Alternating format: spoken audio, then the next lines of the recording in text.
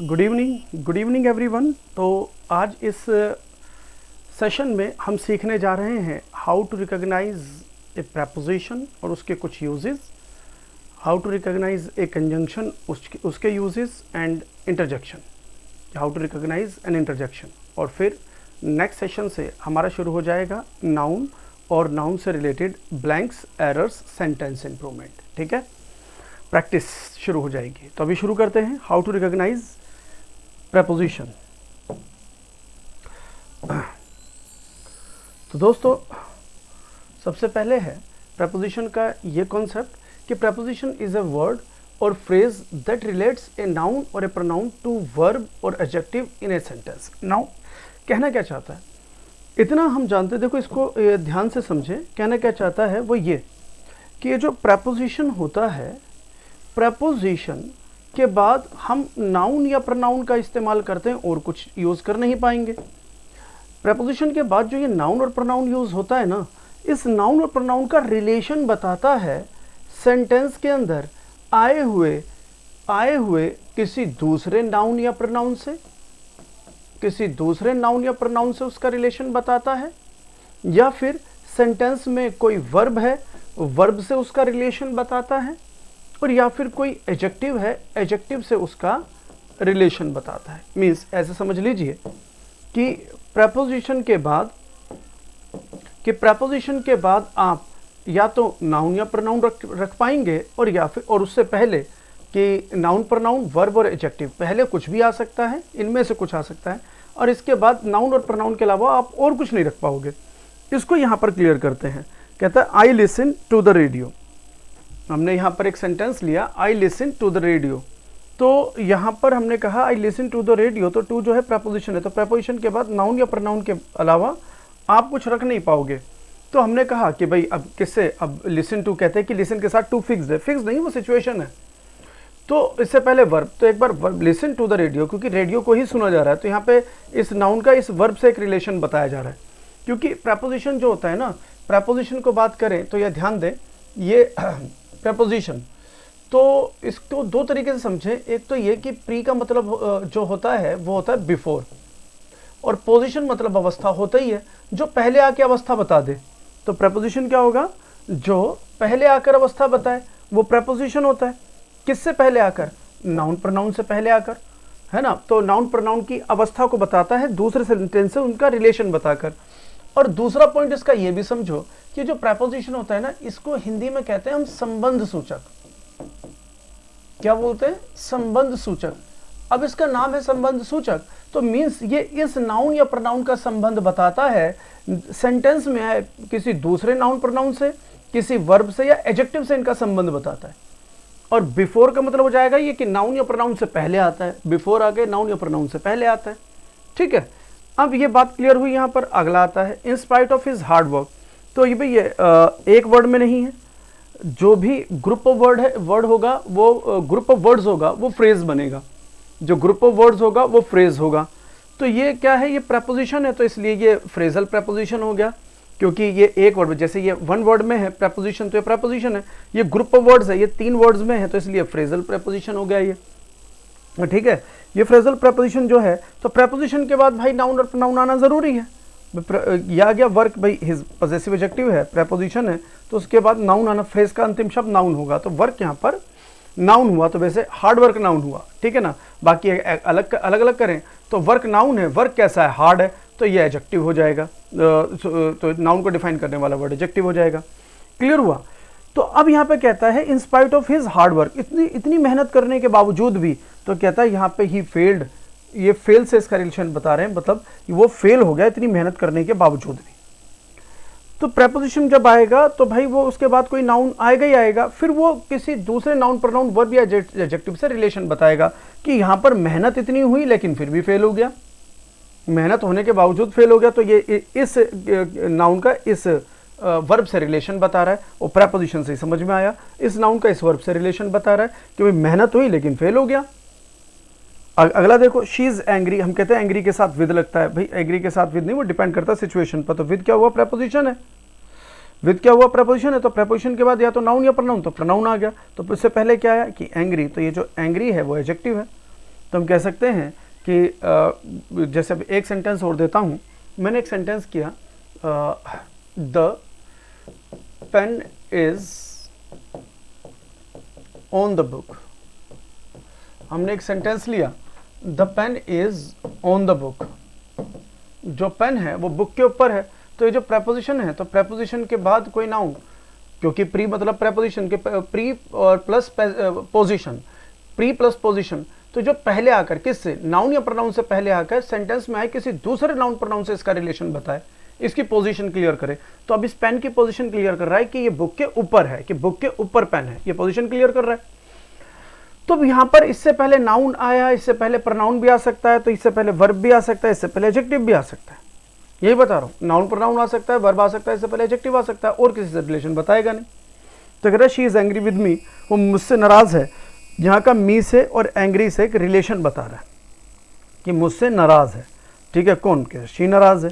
तो यहाँ पर जो ये विद है, विद के बाद प्रेपोजिशन, विद प्रेपोजिशन है, विद प्रेपोजिशन है, प्रेपोजिशन के बाद प्रोनाउन है। तो प्रेपोजिशन के बाद नाउन प्रोनाउन आता है, उससे पहले या तो एडजेक्टिव या वर्ब या फिर नाउन प्रोनाउन आएगा। क्लियर हो गया होगा।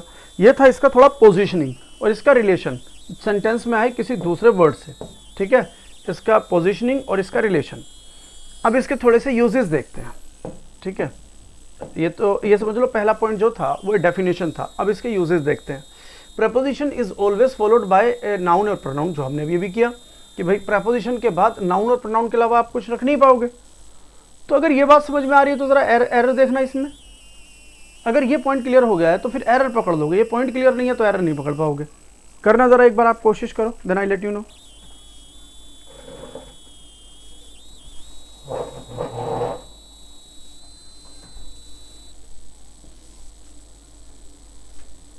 तो देखो अब मैं बताता हूँ क्या कहता है। कहता है Reena reach the station in hurriedly because she was about to miss the train. तो जो कहता है हरीडली, तो इन हरीडली, तो देखो एच यू यहाँ पर जो बात कर रहा है, ये सेंटेंस देखे, रीना रीच द स्टेशन, तो हमने पूछा हाउ, हाउ का कैसे पहुंची, कह रहा हरीडली, जल्दी में। तो ये तो एडवर्ब ऑफ मैनर हुआ कि एक्शन कैसे हुआ। तो ये एडवर्ब ऑफ मैनर, ये तो अपने आप में एडवर्ब है। तो एडवर्ब से पहले आप प्रेपोजिशन नहीं लगा पाओगे, एडवर्ब से पहले प्रेपोजिशन नहीं लगा पाओगे, या प्रेपोजिशन के बाद एडवर्ब नहीं लगा पाओगे, बात एक ही है। या तो ऐसे बोल दो कि भाई प्रेपोजिशन के बाद नाउन प्रोनाउन आता है, ये भी ठीक है। या फिर ऐसे बोल दो ना कि प्रेपोजिशन के बाद आप कोई एडजेक्टिव या एडवर्ब, एडजेक्टिव या एडवर्ब लगा नहीं पाओगे। क्यों नहीं लगा पाएंगे? क्योंकि प्रेपोजिशन के बाद नाउन या प्रोनाउन आता है, इसलिए एडजेक्टिव या एडवर्ब इसके साथ लगेगा नहीं। तो अब इसे दो तरीके से ठीक कर लो। अब इसे दो तरीके से ठीक कर सकते हैं, या तो यहाँ से इन हटा दो, इसे ठीक करने का तरीका, या तो यहाँ से इन हटा दो, रीना रीच द स्टेशन, तो हरीडली प्रेपोजिशन हट गया। या दूसरा एक क्या आप करो, अगर प्रेपोजिशन रखना चाहते हो, अगर आप प्रेपोजिशन रखना चाहते हो तो इसे नाउन बना दो। तो आप क्या करो, इन्हें हरी कर दो, इन्हें हरी कर दो। तो ये जो ये फ्रेज जो होता है इन्हें हरी, आर्टिकल है, आर्टिकल के बाद जो आया वो तो नाउन ही होगा। तो यहाँ पे हरी नाउन बन गया। या तो कर लो प्रेपोजिशन हटा दो, या तो हरीडली करो, या फिर प्रेपोजिशन के बाद आपको नाउन देना पड़ेगा। डन, दोनों में से कर लो कि वो रीना स्टेशन पहुंची, जल्दी में पहुंची। क्यों पहुंची? Because she was about to miss the train, क्योंकि उसकी ट्रेन मिस होने वाली थी, इसलिए पहुंची जल्दी।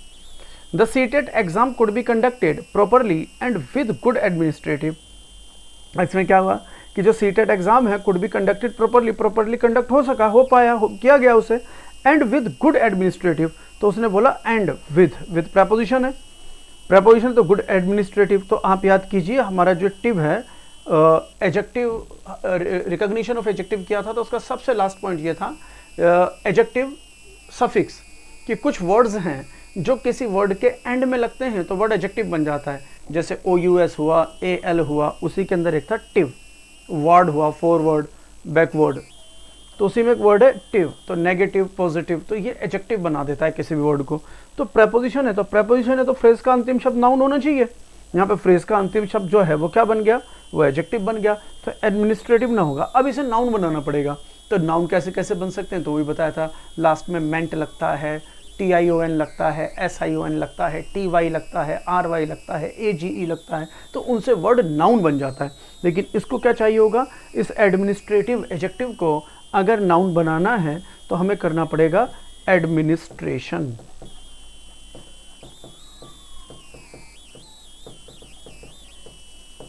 TION, तो एडमिनिस्ट्रेटिव एडजेक्टिव की जगह इसे नाउन रखना पड़ेगा, एडमिनिस्ट्रेशन, क्योंकि प्रपोजिशन के बाद भाई या तो नाउन या प्रोनाउन और कुछ आ नहीं सकता।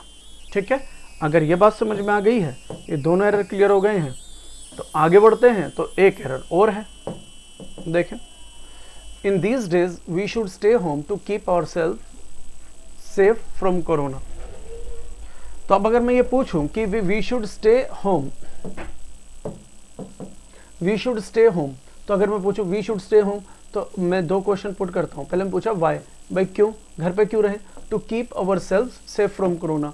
तो ये क्या हुआ, एडवर्ब ऑफ रीजन। तो एडवर्ब ऑफ रीजन सेंटेंस के एंड में आता है, क्लियर है, ये समझ में आ गया, एडवर्ब ऑफ रीजन सेंटेंस के एंड में आता है। अब मैं यहाँ पे क्वेश्चन पुट करता हूँ, when we should stay home, when, कब, कब हमें घर पे रहना चाहिए, कह रहे दीज डेज। तो ये जो दीज डेज है अपने आप में एडवर्ब है, दीज डेज, इन दिनों, टाइम की बात कर रहा है कि नहीं, बताओ ये टाइम है कि नहीं है, तो टाइम है तो एडवर्ब है, तो ये एडवर्ब फ्रेज हुआ। तो जो टाइम है तो एडवर्ब है, एडवर्ब फ्रेज हुआ। तो अब यहाँ पर आपको क्या करना पड़ेगा, ये एडवर्ब है तो एडवर्ब से पहले प्रपोजिशन नहीं लगा सकते, तो इन दीज डेज नहीं होगा, ऑन दोज डेज नहीं होगा, दीज डेज या दोज डेज, क्योंकि ये टाइम को इंडिकेट कर रहा है और टाइम जो होता है एडवर्ब होता है, और एडवर्ब से पहले प्रपोजिशन नहीं आ सकता। क्यों नहीं आ सकता, क्योंकि प्रपोजिशन के बाद तो या तो नाउन या प्रोनाउन आता है, तो प्रपोजिशन के बाद एडजेक्टिव एडवर्ब नहीं आ सकता। ठीक है, ये बात समझ में आ गई होगी। अगला देखते हैं, सेकंड पॉइंट क्लियर। थर्ड देखो, preposition is always followed by a prepositional object। कहता है यहाँ पे क्या कहता है कि preposition जो है, preposition के बाद हम सभी जानते हैं नाउन या प्रोनाउन आता है, preposition के बाद नाउन प्रोनाउन आता है और कुछ आता नहीं है। अब नाउन प्रोनाउन काम क्या करता है, नाउन प्रोनाउन पूरी इंग्लिश में तीन ही काम करता है, सब्जेक्ट बनने का, ऑब्जेक्ट बनने का, प्रेपोजिशनल ऑब्जेक्ट बनने का, तीन ही काम करता है। तो मतलब अब ये सब्जेक्ट बनेगा, ऑब्जेक्ट बनेगा, प्रेपोजिशनल ऑब्जेक्ट बनेगा, तीन में से एक काम करेगा, तो प्रेपोजिशनल ऑब्जेक्ट तो होगा ही होगा प्रेपोजिशन के बाद। तो अब ये प्रेपोजिशनल ऑब्जेक्ट जो है, सॉरी, सब्जेक्ट बनने का, ऑब्जेक्ट, नाउन प्रोनाउन सब्जेक्ट बनने का, ऑब्जेक्ट बनने का और कॉम्प्लीमेंट बनने का काम करते हैं। आई करेक्टेड माई सेल्फ।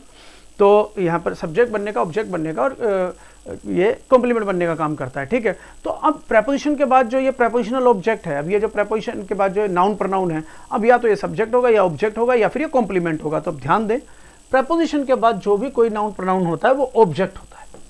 प्रेपोजिशन के बाद कोई भी नाउन प्रोनाउन होता है तो वो ऑब्जेक्ट होता है, तो ऑब्जेक्ट होता है, तो उसे हम प्रेपोजिशनल ऑब्जेक्ट कहते हैं। प्रेपोजिशनल ऑब्जेक्ट मतलब कि जो प्रेपोजिशन के बाद आए वो ऑब्जेक्ट, तो मतलब वो ऑब्जेक्ट बन जाता है। प्रेपोजिशन के बाद कोई भी नाउन प्रोनाउन होगा वो ऑब्जेक्ट का काम करेगा। अब ऑब्जेक्ट क्या होता है ये मैं बता चुका हूं आपको, ये बात समझ में आ गई है कि प्रेपोजिशन के बाद कोई भी जो नाउन प्रोनाउन है ऑब्जेक्ट होता है, तो उसका सेंटेंस पर क्या प्रभाव पड़ता है, उसमें क्या ब्लैंक, क्या एरर, क्या सेंटेंस इंप्रूवमेंट आ सकते हैं, वो देखिए। पहले आप कोशिश कीजिए, अगर इसमें से कोई एरर निकाल सकते हैं तो then I let you know. देखिए,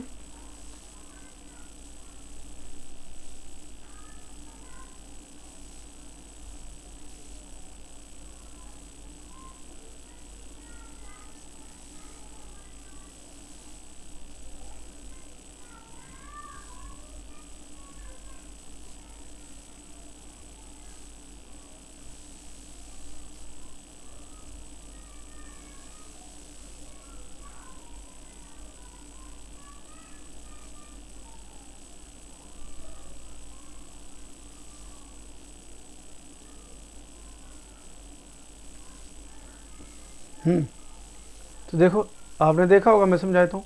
आई approach the higher management to complaint against the secretary you and he. तो यहाँ पर हम प्रपोजिशन ढूंढे, तो जो अगेंस्ट है, अगेंस्ट प्रपोजिशन है, तो प्रपोजिशन के बाद या तो नाउन आएगा या प्रोनाउन, और कुछ लगा नहीं सकते। तो भाई इसके बाद सेक्रेटरी आया तो ये नाउन है, यू आया तो ये प्रोनाउन है, और ही आया तो ये प्रोनाउन है। मतलब यहाँ तक तो कोई दिक्कत नहीं है, क्योंकि प्रपोजिशन के बाद हमें क्या चाहिए, प्रपोजिशन के बाद हमें नाउन चाहिए। ठीक है, तो नाउन या प्रोनाउन, तो नाउन आया, प्रोनाउन आया। अब दूसरी पॉइंट जो कर रहे हैं, जो प्रपोजिशन के बाद नाउन प्रोनाउन होता है वो ऑब्जेक्ट बनता है। तो ऑब्जेक्ट बनता है तो सारे ऑब्जेक्टिव केस होंगे। तो भाई नाउन को सब्जेक्ट के स्थान पर रखो या ऑब्जेक्ट के स्थान पर रखो, तो दोनों का तो फॉर्मेशन सेम ही रहता है। तो मतलब ये ऑब्जेक्ट भी हो सकता है, अगर प्रपोजिशन के बाद है तो ये ऑब्जेक्ट है। यूज होता है यू, योर, यू। इसका सब्जेक्टिव और ऑब्जेक्टिव केस दोनों सेम रहता है, मतलब सब्जेक्ट में भी यू होता है, ऑब्जेक्ट में भी यू होता है, तो मतलब ये भी ऑब्जेक्ट हो गया। लेकिन अब इस आते हैं इस पर, तो ये गलत हो गया। क्यों गलत हो गया? क्योंकि ही सब्जेक्टिव केस है और प्रोनाउन के बाद आपको ऑब्जेक्टिव केस रखना पड़ेगा, तो ही की जगह पर हिम रखना पड़ेगा। तो इसके सी में एरर है, ही की जगह पर हिम। जैसे आई ब्रॉट, जैसे मैं यहाँ पे बोलूँ, यहाँ पे क्या लिखोगे?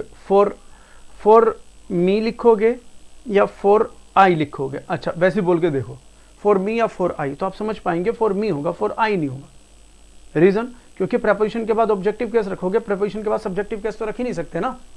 क्लियर हुआ कि नहीं? प्रेपोजिशन के बाद आप ऑब्जेक्टिव केस रखोगे, प्रेपोजिशन के बाद आप सब्जेक्टिव केस रख नहीं सकते, तो दैट्स इट। प्रेपोजिशन आया तो प्रेपोजिशन के बाद आप ऑब्जेक्टिव केस ही तो रखोगे, सब्जेक्टिव नहीं रख सकते, तो ही की जगह पर आपको यहाँ पर हिम करना पड़ेगा। सी में एरर। क्लियर हुआ? चलो अब 2, 3, 4 ये और एरर्स हैं, इन्हें और ढूंढो। बताइए क्या कमियां हैं? देखिए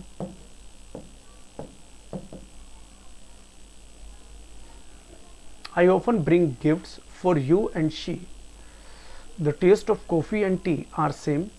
Reena with her childhood friends want to go to Goa for vacation. देख लिया होगा। Now I just let you no कि इसके अंदर आया कि पहले बात करते हैं हम फोर की। तो as far as for is concerned, so we have come to know कि it is a preposition. It is a preposition कि अगर प्रपोजिशन है तो प्रपोजिशन के बाद या तो नाउन आएगा या प्रोनाउन आएगा, और कुछ आ नहीं सकता। तो पहले ये देख लो, तो यू प्रोनाउन है, शी प्रोनाउन, तो भैया नाउन या प्रोनाउन, तो दो प्रोनाउन आए हुए, कोई दिक्कत नहीं। अब दूसरी बात, प्रपोजिशन के बाद जो नाउन और प्रोनाउन है वो ऑब्जेक्टिव केस में होने चाहिए। तो अगर हम बात करें यू, तो ये ऑब्जेक्टिव केस होता है, ये सब्जेक्टिव केस भी है, ये ऑब्जेक्टिव केस भी है, ये कोई प्रॉब्लम नहीं। लेकिन फोर के बाद जो ये शी आया, शी सब्जेक्टिव केस है, और प्रपोजिशन के बाद हमें ऑब्जेक्टिव केस है। फॉर हर होगा, फॉर शी नहीं हो सकता। तो यहाँ पर सी में error, in place of she use her. उम्मीद कर रहा हूँ समझ में आ गया होगा। अगला, the taste of coffee and tea are same. तो यहाँ पर अगर हम वर्ब की बात करें तो वर्ब बिना सब्जेक्ट के यूज होगा नहीं। Verb, there is no verb without a subject, there is no subject without a verb. तो subject needs a verb and verb needs a subject. तो we have come to know it is a verb, so means it needs a subject. तो subject को ढूंढेंगे, तो अगर हम subject को ढूंढेंगे तो सब्जेक्ट क्या? तो टी एंड कॉफी। तो भाई अगर बात करें तो टी एंड कॉफी, तो टी एंड कॉफी एंड से अगर दो सब्जेक्ट ढूंढ रहे हैं तो आर बिल्कुल ठीक है। लेकिन अगर सब्जेक्ट में द टेस्ट की बात करूं, क्योंकि एक नाउन ये भी है, तो अगर बात करूं तो भाई या तो टेस्ट सब्जेक्ट होगा या कॉफी एंड टी सब्जेक्ट होंगे, दोनों में से एक सब्जेक्ट होगा। लेकिन अगर टेस्ट सब्जेक्ट हुआ तो इज करना पड़ेगा, कॉफी टी एंड कॉफी होगा तो आर करना पड़ेगा। तो यहाँ पर हमें वही अपना फॉर्मूला यूज करना पड़ेगा, हमें वो तरकीब इस्तेमाल करनी पड़ेगी जिससे हमें समझ में आए कि ये सब्जेक्ट बने या ये सब्जेक्ट बने। तो हमें समझ में आएगा कि ऑफ जो है, of is a preposition. Preposition needs a noun, तो ये दोनों नाउन, प्रपोजिशन नीड्स नाउन और प्रोनाउन। तो प्रपोजिशन के बाद नाउन और प्रोनाउन है, तो मीन्स ये तो समझ के सोल्व हो गई। लेकिन दो सेकंड थॉट है प्रपोजिशन का कि प्रपोजिशन के बाद जो भी आता है वो ऑब्जेक्ट होता है। मीन्स ये जो नाउन है ये दोनों कि coffee and T, means they became object. और भाई कोई भी वर्ब आप ऑब्जेक्ट के अकॉर्डिंग नहीं लगा सकते, तो मीन्स ऑब्जेक्ट के अकॉर्डिंग वर्ब नहीं लगती, तो सब्जेक्ट क्या हुआ? टेस्ट। तो टेस्ट के अकॉर्डिंग आपको आर नहीं इज करना पड़ेगा। टेस्ट के अकॉर्डिंग आर नहीं, आपको इज करना पड़ेगा। क्यों? क्योंकि प्रपोजिशन के बाद कॉफी एंड टी जो है वो ऑब्जेक्ट बन गए। तो basically taste is same. Taste same है किसका? कॉफी और टी का। कह रहा है दोनों का टेस्ट सेम है। कैसी चीज कॉफी बनाई है ना, कि कैसे बनाया आपने, चाय और कॉफी कैसी बनाई है, दोनों का टेस्ट ही सेम है। कौन सी कॉफी कौन सी चाय पता ही नहीं लग रहा है। तो कॉफी और टी सेम नहीं है, वो उनके टेस्ट को सेम कह रहा है। क्लियर हुआ? चलो आगे कहते हैं। अगर हाँ चलो एक चीज और बताओ, अगर उसे कॉफी और टी ही सेम करना होता तो फिर इतना लिखता ही नहीं ना, फिर इतना लिखता नहीं, द टेस्ट ऑफ लिखता ही नहीं। अगर कॉफी और टी को ही सब्जेक्ट बनाना होता तो द टेस्ट ऑफ लिखता ही नहीं, इसको हटा देता, फिर ऐसे लिखता coffee and tea are same, फिर ऐसे कहता है next, Reena with her childhood friends. Reena जो है अपने चाइल्डहुड फ्रेंड्स के साथ वांट और wants to go for vacation. यहाँ पर भी वही है कि अगर ये वांट प्लूरल वर्ब है तो प्लूरल वर्ब है। अब यहाँ पे प्लूरल वर्ब सही है या गलत है? तो verb needs a subject, verb को सब्जेक्ट की जरूरत है। तो हमने कहा हर चाइल्डहुड फ्रेंड्स, तो अगर मैं फ्रेंड्स देखूं तो भैया ये तो प्लूरल है, तो ये तो प्लूरल नाउन है। और यहाँ पे देखें रीना, तो रीना सिंगुलर नाउन है। अब रीना के अकॉर्डिंग तो वांट्स होना चाहिए, फ्रेंड्स के अकॉर्डिंग वांट होना चाहिए। तो हमको ये पता लगाना पड़ेगा सब्जेक्ट कौन है, फ्रेंड्स है या रीना है। तो फिर हमने यहाँ पर देखा जो विद है, विद प्रपोजिशन है, विद प्रेपोजिशन है, प्रेपोजिशन के बाद जो भी नाउन प्रोनाउन आएगा वो ऑब्जेक्ट हो जाएगा, मींस ये प्लूरल नाउन तो ऑब्जेक्ट सिद्ध हो गया। ऑब्जेक्ट के अकॉर्डिंग वर्ब नहीं लगा सकते, तो फिर ये सिंगुलर नाउन जो है ये सब्जेक्ट हुआ। तो रीना के अकॉर्डिंग आप वांट को हटाकर आपको वांट्स करना पड़ेगा। तो Reena wants to go of for vacation. Good evening बच्चे, गुड इवनिंग। क्लियर हो गया होगा? अगर ये पॉइंट क्लियर हो गया है, अब बढ़ते हैं आगे। ये पॉइंट बड़ा मैं यही बता रहा हूं आपको, अगर ये बातें समझ में आ जाएंगी ना, ये बातें अगर आपको क्लियर हो जाएंगी जो बता रहा हूं, ये रिकॉग्निशन ऑफ वर्ड्स जो बता रहा हूं, फिर आपको noun, pronoun, adjective, verb, adverb, preposition, interjection, conjunction, इनके अंदर आए हुए एरर्स को समझना बहुत आसान हो जाएगा। फिर आप किसी भी टॉपिक के एरर्स को करेंगे, आप झट से उनके एरर्स को पकड़ लोगे कि क्या एरर है। और कल से शुरू कर रहे हैं, कल से प्रैक्टिस इनकी शुरू कर रहे हैं, ठीक है, पार्ट्स ऑफ स्पीच की। तो कहता है preposition is followed by gerund, तो प्रेपोजिशन प्लस जिरंड, ठीक है। ये बात आती है कि प्रेपोजिशन के बाद जिरंड लगेगा। सॉरी, कहते कि सर ये कैसे बात हुई? अभी आप कब से तो ये कह रहे हो कि प्रेपोजिशन के बाद नाउन प्रोनाउन आता है, कि प्रेपोजिशन के बाद नाउन और प्रोनाउन के अलावा और कुछ लग नहीं सकता, और अब आप कह रहे हो कि प्रेपोजिशन के बाद जिरंड लगेगा। कह रहे ये क्या मजाक है? मजाक नहीं, बात को समझो। मैं कहता हूं वॉकिंग इज बेनिफिशियल, मैंने बोला वॉकिंग जो है वो बेनिफिशियल होता है। मैंने एक सेंटेंस दिया, वॉकिंग जो है वो बेनिफिशियल होता है, ठीक है। तो अगर मैंने यहाँ पर बोला वॉकिंग इज बेनिफिशियल, तो अब दो बातें समझना। पहला कि अगर मैं वर्ब में वर्ड से क्वेश्चन पुट करूं, जो आंसर में आता है वो नाउन होता है, तो ठीक है। तो ये जो वॉकिंग है यहाँ पर ये नाउन है, ये क्लियर हो गया होगा। What is beneficial? बेनिफिशियल क्या है? ये वॉकिंग। जैसे smoking is injurious, drinking is injurious, ठीक है। अब दूसरा, अगर ये वर्ब है तो वर्ब को चाहिए सब्जेक्ट, सब्जेक्ट या तो नाउन होता है या प्रोनाउन, और कुछ हो नहीं सकता। तो मीन्स ये प्रोनाउन नहीं है तो ये भी नाउन है। तो अब ये समझ में आ गया, ये वॉकिंग वर्ब नहीं है, ये नाउन है। और जब नाउन आईएनजी फॉर्मेट में होता है, जब नाउन आईएनजी फॉर्मेट में होता है तो उसे जिरंड कहते हैं। याद आ गया होगा, पिछले ही सेशन में करवाया था, इससे पिछली क्लास में मैंने यही समझाया था, ठीक है। इससे पिछली क्लास में मैंने आपको यही एक्सप्लेन किया था कि व्हेन आईएनजी फॉर्म, कि when noun is used in ING format तो इट बिकम्स जिरंड, तो वो जिरंड बन जाता है। तो यहाँ पर ये वर्ब नहीं है, यहाँ पर ये जिरंड है, ठीक है। तो यहाँ पर अगर ये जिरंड है, यहाँ पर अगर ये जिरंड है तो मीन्स जिरंड जो है वो नाउन हुआ। तो हमने कहा प्रेपोजिशन के बाद नाउन आता है, तो मीन्स अगर नाउन की जगह पर मैं जिरंड लिख दूं तो बात तो एक ही है, क्योंकि नाउन और जिरंड एक ही बात हो गए, क्योंकि नाउन और जिरंड एक ही बात हो गए हैं, ठीक है। ये बात समझ में आ गई होगी। तो प्रेपोजिशन के बाद जिरंड, तो ये कहना चाहता है। अब इस बात को ऐसे भी समझो, यहां पर आने से पहले ऐसे समझो। मैंने लिखा आई वॉन्ट पिज्जा, तो मैंने क्वेश्चन पुट किया आई वॉन्ट व्हाट, तो आंसर में आ गया पिज्जा। तो व्हाट के आंसर में आने वाला वर्ड नाउन, और ये भी इसका ऑब्जेक्ट है, ठीक है। ये नाउन है और ये ऑब्जेक्ट है, तो ऑब्जेक्ट नाउन होता है, नाउन ऑब्जेक्ट। क्लियर हो गया? अब मैं इसी सेंटेंस को ऐसे लिखूं, आई वॉन्ट, कहता है आई वॉन्ट, मैं कुछ भी लिखता, आई वॉन्ट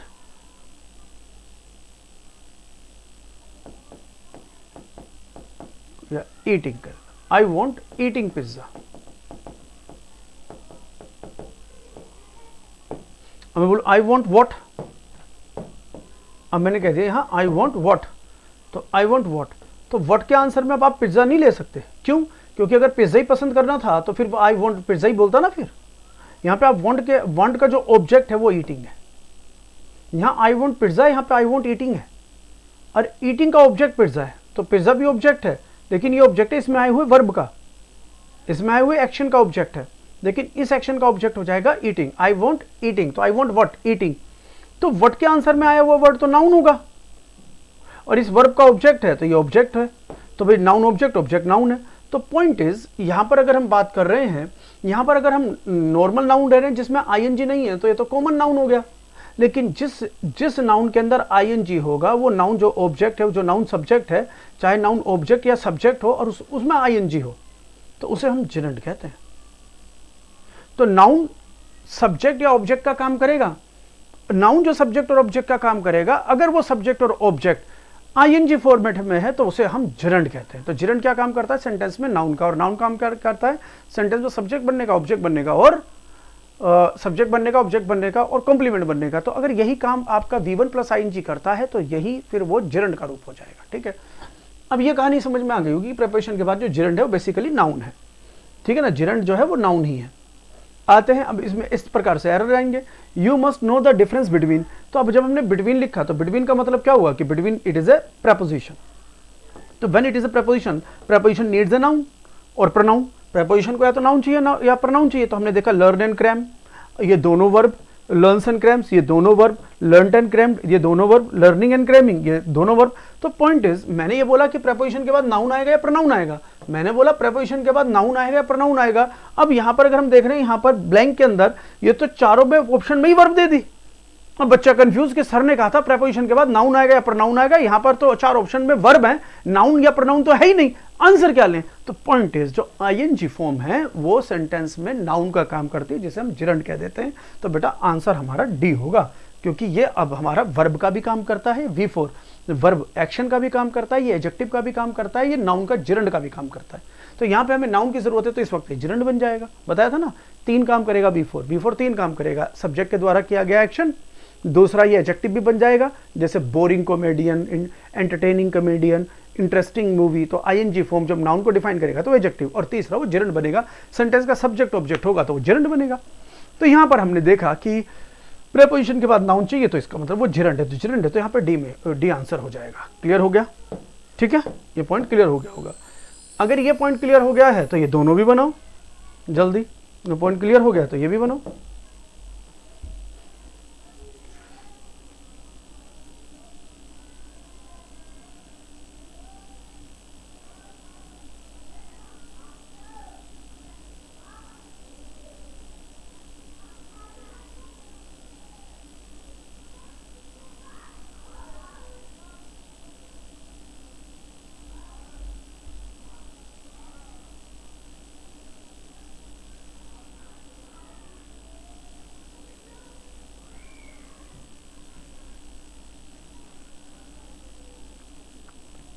हाँ जी, देख लिया होगा। अब मैं समझा देता हूँ आपको, ध्यान दीजिए। I always have milk with turmeric, मैं हमेशा दूध जो पीता हूँ, मैं दूध जो पीता हूँ बिफोर। तो बिफोर क्या हुआ? प्रेपोजिशन, प्रेपोजिशन है तो भाई इसके बाद हमें या तो नाउन चाहिए या प्रोनाउन चाहिए। तो देखा चारों वर्ब है, तो मीन्स अब हमें जो वर्ब है तो वर्ब, इसको प्रोनाउन तो बना नहीं सकते, किसी भी वर्ब को नाउन बना सकते हैं, तो बेटा गोइंग हो जाएगा। तो कि प्रेपोजिशन के बाद जिरंड चाहिए बिफोर गोइंग टू बेड। ठीक है, my mother scolded me for, तो फॉर प्रेपोजिशन है, प्रेपोजिशन के बाद नाउन या प्रोनाउन। तो जब ऑप्शन में नाउन प्रोनाउन है ही नहीं तो फिर यहाँ पर वर्ब को नाउन बना दो तो जो जिरंड बन जाएगा, तो यहाँ पर सी ब्रेकिंग हो जाएगा। माई मदर स्कोल्डेड मी, मेरी मम्मी ने मुझे डांटा, for breaking the window pane, window pane को तोड़ने के लिए मेरी मम्मी ने मुझे डांटा। क्लियर हो गया? तो ये हमारा प्रेपोजिशन क्लियर हुआ। हाँ जी बेटा, बहुत बढ़िया हितेंद्र। तो ये हमारा प्रेपोजिशन क्लियर हुआ। अब करते हैं कंजंक्शन की, हाउ टू रिकॉग्नाइज कंजंक्शन की, कंजंक्शन क्या होता है, लेट्स सी। तो चलो कंजंक्शन की एक अभी यहीं से छोटी सी बात आपको क्लियर कर देता हूँ, यहीं पर ही क्लियर कर लो। एक छोटी सी बात है और बहुत इंपॉर्टेंट बात है, वो ये कि कंजंक्शन से जब हम दो वर्ड जोड़ते हैं तो पहले तो ये देख लें, कंजंक्शन जो है ना वो किस वर्ड से निकला? वो वर्ड से निकला कनेक्टर। और कनेक्टर किस वर्ड से निकला? कनेक्टर वर्ड निकला कनेक्ट से।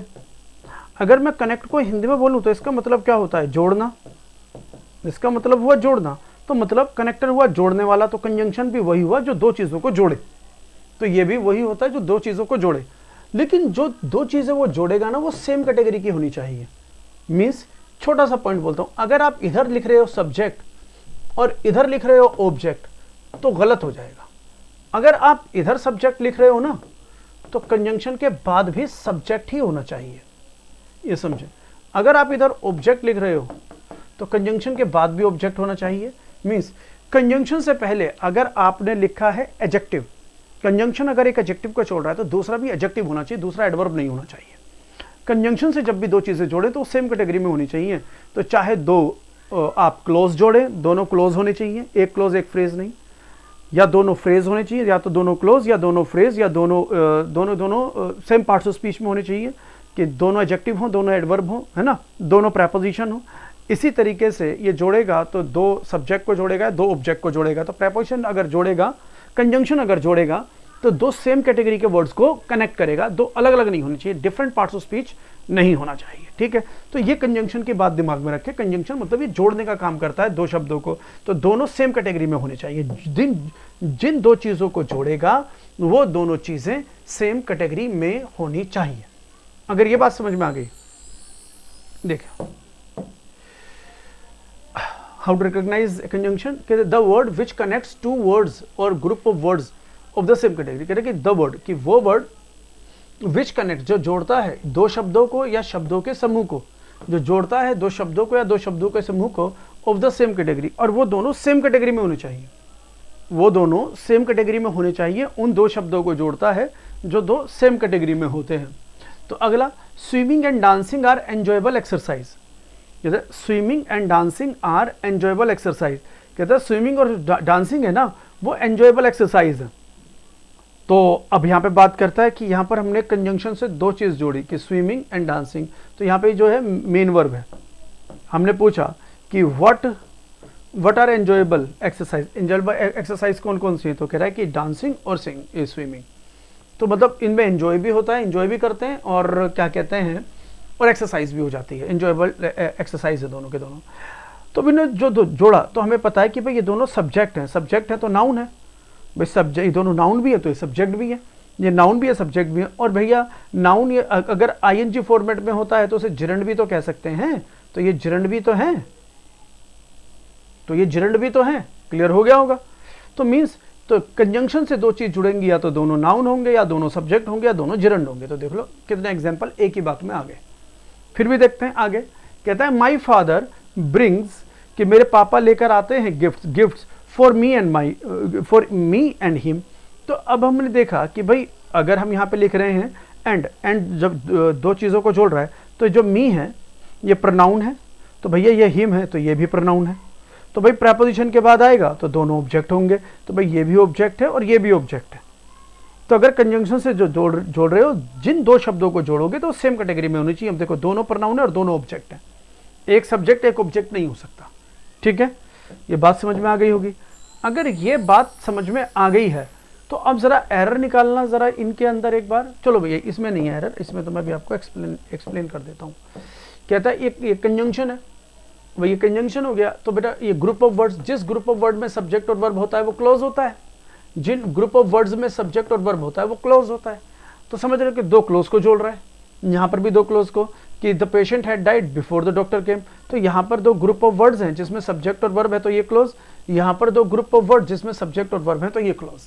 समझ में आया कि नहीं। तो ये क्लोज होते हैं जिसमें ग्रुप ऑफ वर्ड्स जिसमें सब्जेक्ट और वर्ब है तो वो क्लोज हुआ, ठीक है।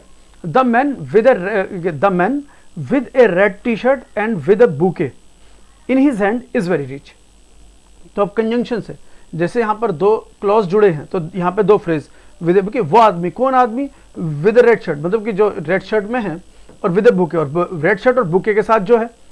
तो पॉइंट इज यहाँ पर ग्रुप ऑफ वर्ड्स है लेकिन इसमें सब्जेक्ट और वर्ब नहीं है तो ये फ्रेज है। ये ग्रुप ऑफ वर्ड्स है, इसमें सब्जेक्ट और वर्ब नहीं है तो इसलिए फ्रेज है। तो अब कंजंक्शन से दोनों फ्रेज जुड़े, एक ये और एक ये दो फ्रेज जोड़ रहा है, ये भी एक फ्रेज है ये भी एक फ्रेज है, तो दो फ्रेज को जोड़ रहा है एंड। अब एक फ्रेज हो एक क्लोज हो तो गड़बड़ हो जाएगा, एक फ्रेज हो एक क्लोज होगा तो गड़बड़ हो जाएगा, या तो दोनों फ्रेज या दोनों क्लोज, या दोनों सब्जेक्ट या दोनों ऑब्जेक्ट, या दोनों नाउन या दोनों एडजेक्टिव या दोनों एडवर्ब सेम कैटेगरी के होने चाहिए। तो ये डेफिनेशन क्लियर हो गया होगा कि भाई कंजंक्शन बेसिकली है क्या। अगर ये बात समझ में आ गई तो अब एरर ढूंढो जरा, अब इसमें जरा एरर ढूंढना, then I let you know. Neither she is excellent nor foolish as said by her teacher. Reena both lifted her son and daughter in her lap, went away saying nothing.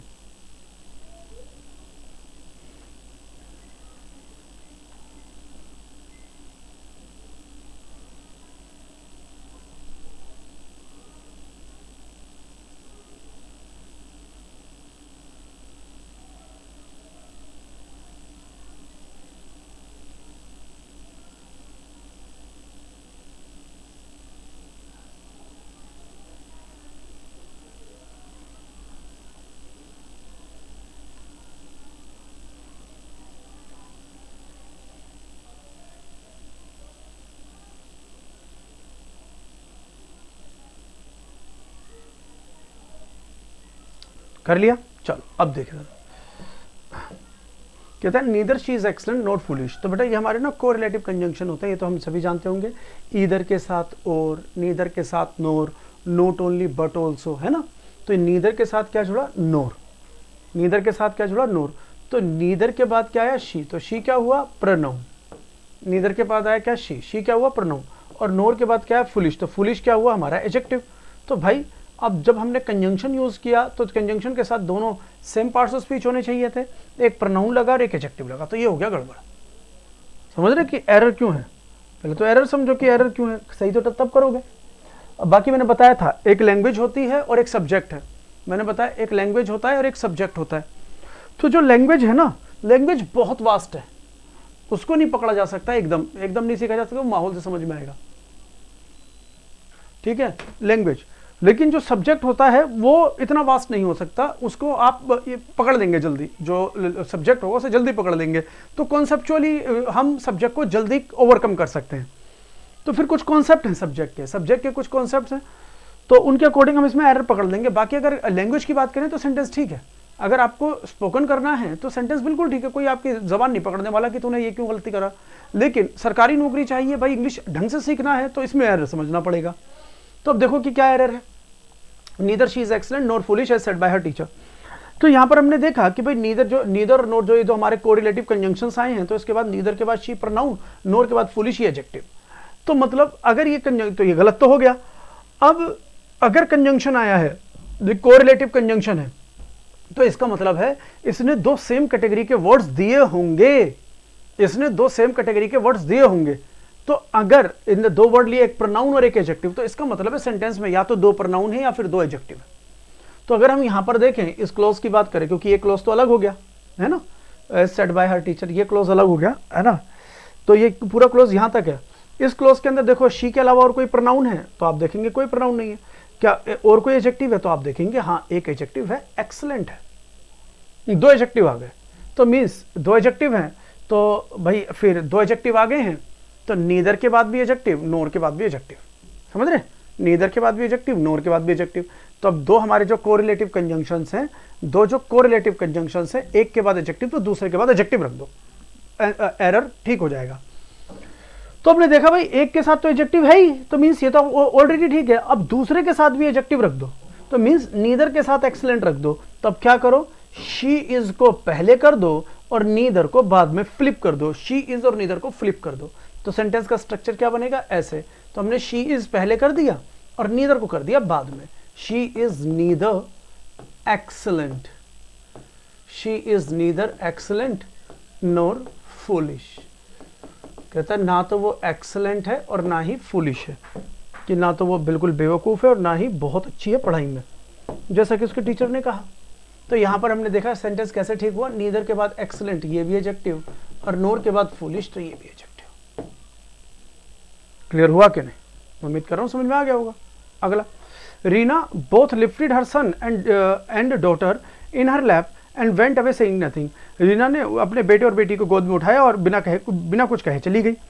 तो अब ये sentence का meaning समझ में आ गया होगा। तो ये लैंग्वेज के पॉइंट ऑफ व्यू से ठीक है, मतलब स्पोकन के पॉइंट ऑफ व्यू से ठीक है, मैसेज कन्वे कर रहे हैं तो ठीक हो गया, लेकिन ग्रामर गलत हो गया। जैसे कि हमारा कोरिलेटिव कंजंक्शंस, यहाँ पे बोथ आया, बोथ के साथ हम एंड लगाते हैं। तो अब बोथ के साथ हमने लिखा लिफ्टेड, तो बोथ के बाद हमने लिखा वर्ब, और एंड के बाद लिख दिया डॉटर, तो डॉटर हुआ नाउन। तो पॉइंट इज ये गलत हो गया कि भाई या तो दोनों वर्ब को जोड़े या फिर दोनों नाउन को जोड़े। एक के साथ वर्ब आ रहा है, एक के साथ नाउन आ रहा है, तो गड़बड़ हो जाएगा। जैसे यहाँ पे ठीक करा, एक के बाद एडजेक्टिव, दूसरे के बाद एडजेक्टिव, तो ठीक है। एक के बाद प्रोनाउन, एक के बाद एडजेक्टिव, तो गलत हो गया।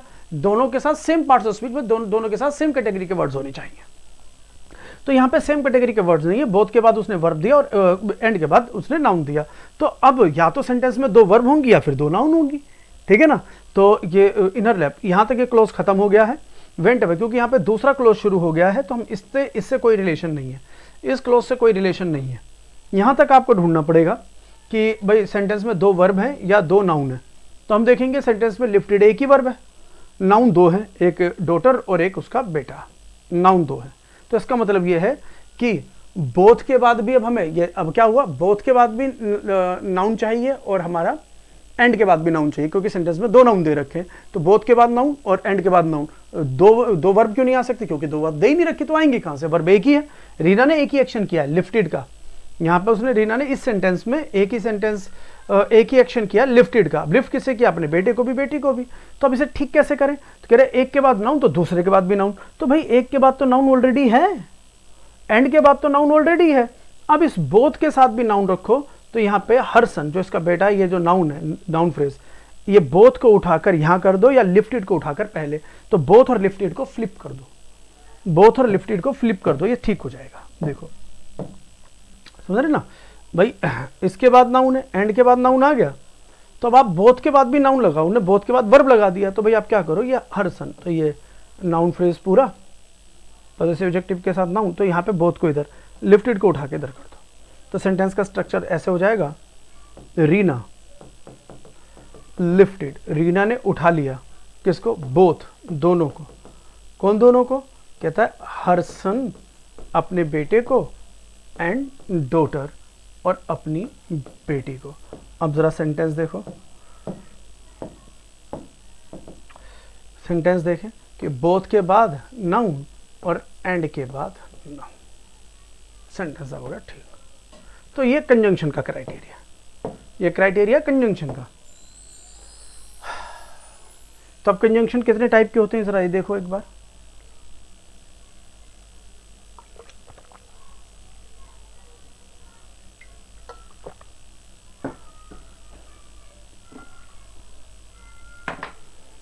तो there are 3 types of conjunction. Conjunction के 3 टाइप हैं। एक होता है coordinating conjunction, second subordinating conjunction, और तीसरा कोरिलेटिव कंजंक्शन। कंजंक्शंस के 3 टाइप हैं। तो कोऑर्डिनेटिंग कंजंक्शंस कौन होते हैं? वो फैन बॉयज होते हैं। Fan boys, F stands for 4, A stands for A, N stands for NOR, B stands for but, O stands for और, Y स्टैंड्स फॉर येट, और S स्टैंड्स फॉर सो। ठीक है, S स्टैंड्स फॉर सो। तो ये fan boys होते हैं, इनको कहते हैं हम कोऑर्डिनेटिंग कंजंक्शंस। कोऑर्डिनेटिंग क्यों कहते हैं? आएंगे भाई, जब एरर बताऊंगा तब समझाऊंगा इन्हें कि क्यों इनके नाम यही क्यों रखे गए। सबऑर्डिनेटिंग कंजंक्शन, तो इन्हें समझ लो, इनके बाद जो आता है वो सबऑर्डिनेट क्लॉज होता है। इनके बाद जो आएगा वो सबऑर्डिनेट क्लॉज होगा, ये समझना। तो देख लो कौन कौन सी लिखी हुई है आपके सामने सबऑर्डिनेटिंग कंजंक्शन। ये कोरिलेटिव कंजंक्शंस अभी मैंने एरर इसमें से दिए थे, अभी एरर इसमें से दिए थे। एक तो इसका ईदर के साथ और आता है, और एक बोथ और एंड। मैंने एरर अभी इसमें से दिए थे, इनमें से उसमें से नहीं दिए थे। ठीक है, फैन बॉयज में से या इसमें से एरर नहीं दिया था, लेकिन जब हम अब प्रैक्टिस एक्सरसाइज करेंगे तो इनका यूज आ जाएगा। तो आप पढ़ना कहीं से भी, कैसे भी पढ़ो, जैसे भी पढ़ो, क्योंकि अब आ रही है इनकी प्रैक्टिस एक्सरसाइज, जबरदस्त आ रही है। ठीक है, तो ये ईदर और, neither, NOR, not only, but also, तो इनको ध्यान से देख लें। ये हमारे कोरिलेटिव कंजंक्शंस होते हैं। एरर मैंने अभी इसमें से दिए थे। ठीक है, तो ये हुआ हमारा कंजंक्शन खत्म।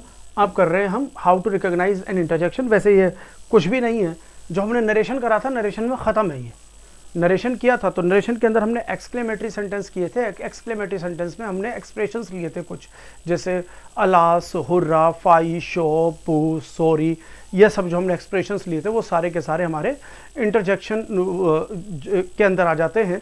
तो वही हमारे जो वर्ड्स होते हैं वो इंटरजेक्शन वर्ड्स होते हैं। उनके साथ जो लगता है वो डंडा बिंदु, एक्सक्लेमेशन मार्क होता है।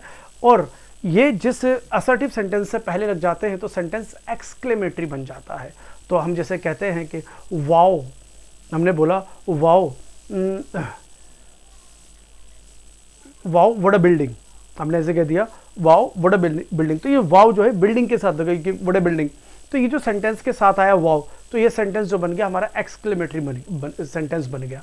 तो वो सेंटेंस एक्सक्लेमेटरी सेंटेंस बन जाता है जिस सेंटेंस के शुरू में कोई इंटरजेक्शन वर्ड आ जाता है। ठीक है, तो इंटरजेक्शन वर्ड, तो ये हमने इसके जो एरर थे थोड़े वो नरेशन में कर लिए हैं। एक बार नरेशन चेक कर लेना दोबारा, नरेशन मैंने पूरा बताया आपको। ठीक है, how to recognise interjection, interjection को कैसे पहचाने। तो an interjection is a word, तो डेफिनेशन देख लो। इंटरजेक्शन वो वर्ड होता है दैट एक्सप्रेसेस, जो एक्सप्रेस करता है ए स्ट्रॉन्ग इमोशन, कोई स्ट्रॉन्ग इमोशन को वो एक्सप्रेस करता है। और इट एक्सप्रेसेस, वो इमोशन जो होता है, वो इमोशन जो होता है ऑफ खुशी का इमोशन हो सकता है, दुख का हो सकता है, एक्साइटमेंट उत्सुकता का हो सकता है, वंडर हैरानी का, सरप्राइज हैरानी का हो सकता है, पेन या सोरो या सैडनेस, एक ही बात दुख का एक्सप्रेशन हो सकता है, हैप्पीनेस जो है ये खुशी का हो सकता है, एंड सो ऑन। तो ये मतलब स्पीकर की फीलिंग्स को बताता है, ये एक्सप्रेशन स्पीकर की फीलिंग्स को बताते हैं। ये सारे इंटरजेक्शन वर्ड्स हैं, और इनके साथ जो ये डंडा बिंदु लग रहा है, ये डंडा बिंदु जो होता है वो एक्सक्लेमेटरी साइन होता है, साइन ऑफ एक्सक्लेमेशन। और ये जिस सेंटेंस के साथ लग जाते हैं, जिस सेंटेंस के साथ लग जाते हैं, कोई सेंटेंस लिखा और ये जिस सेंटेंस से पहले आ जाते हैं, तो उस सेंटेंस को हम एक्सक्लेमेटरी सेंटेंस कहते हैं, उस सेंटेंस को हम एक्सक्लेमेटरी सेंटेंस कहते हैं। ठीक है, तो ये था हमारा मतलब सिर्फ इसके अंदर कोई इतने खास एरर आते नहीं हैं। तो हमने एक एग्जांपल ले लिए कुछ कि wow what a nice view. तो मैंने कहा किसी सेंटेंस से पहले अगर ये वर्ड आ जाए तो ये तीनों सेंटेंस कि I forgot your date of birth, oops, I feared of darkness, कि भाई यू फियर्ड ऑफ डार्कनेस, की फाई मतलब कि शर में तुम्हें अंधेर से डर लगता है। तो अब इन सेंटेंसेस के शुरू में ये जो तीन वर्ड्स आए हैं ये इंटरजेक्शन वर्ड्स हैं, और ये जिस सेंटेंस के शुरू में आते हैं वो सेंटेंस एक्सक्लेमेटरी बन जाता है। तो बेसिकली ये एक्सक्लेमेटरी सेंटेंस है। और बेटा इसमें जो एरर आते हैं इनका जो यूज़ होता है वो नरेशन में हम कर चुके हैं। ठीक है, तो इंटरजेक्शन तो ऑलरेडी ख़त्म है, समझ में आ गया होगा। अगर ये बात आपको समझ में आ गई है, अगर ये बात समझ में आ गई है, तो यहाँ पर इंटरजेक्शन जो के साथ साथ हमारा पार्ट्स ऑफ स्पीच का रिकॉग्निशन ऑफ वर्ड्स जो था वो ख़त्म हुआ। इसको ढंग से देख लेना। अब जब आप इसे ढंग से देख लोगे ना, तो कल से जो मैं आपको नाउन एरर करवाने जा रहा हूँ वो बहुत बेहतरीन तरीके से समझ में आएगा। वैसे अब ये सब समझ में आ चुका होगा। मिलते हैं अगली क्लास में, तब तक के लिए सी यू, टाटा, बाय बाय।